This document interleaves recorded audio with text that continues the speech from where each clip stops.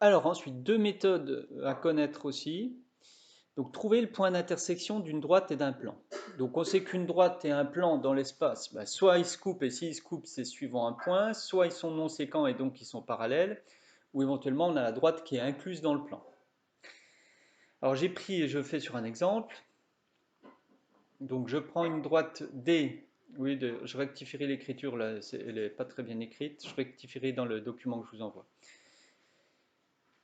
Une droite D qui s'écrit comme ça, système de représentation paramétrique, et j'ai mon plan P qui est celui-ci.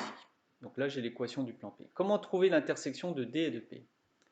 En fait, je cherche des points de D qui appartiennent à P. C'est-à-dire qu'ici, je cherche des points qui vont être sur la droite, mais qui sont dans le plan.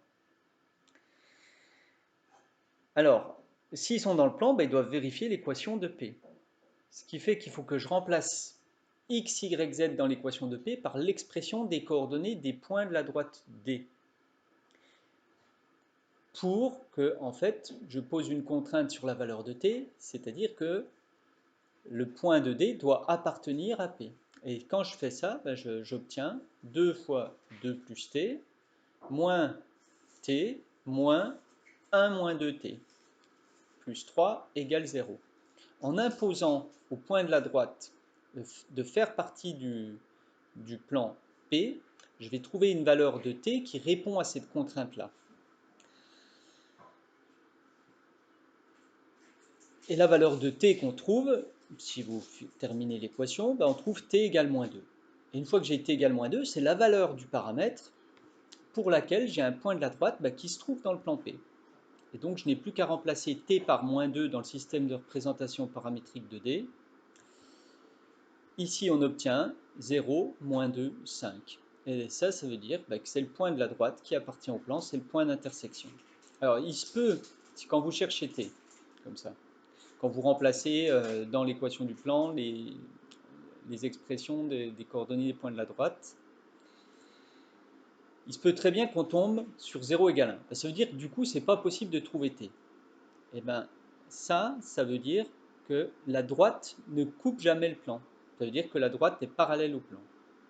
Par contre, si vous tombez, quand vous cherchez t, si vous tombez sur 1 égale 1, ben ça veut dire que vous pouvez remplacer par n'importe quelle valeur de t, ça marchera toujours. C'est-à-dire que l'équation du plan est toujours vérifiée. C'est-à-dire que tous les points de la droite sont dans le plan. Ça veut dire que la droite est incluse dans le plan. Alors une dernière méthode, cette fois-ci non, en fait c'est la même chose, sauf que cette fois-ci vous avez un point A qui est là, et je cherche le projeté orthogonal du point sur un plan. Ça veut dire qu'on doit tracer une droite perpendiculaire au plan, et que je cherche ici quel est ce point.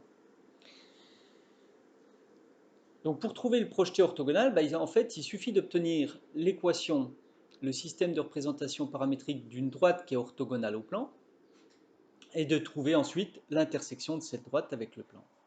Alors comment on fait pour trouver une droite qui est orthogonale au plan? En fait c'est simple, parce que si on connaît un vecteur normal du plan, bien la droite, ça sera la droite qui a pour vecteur directeur ce vecteur normal.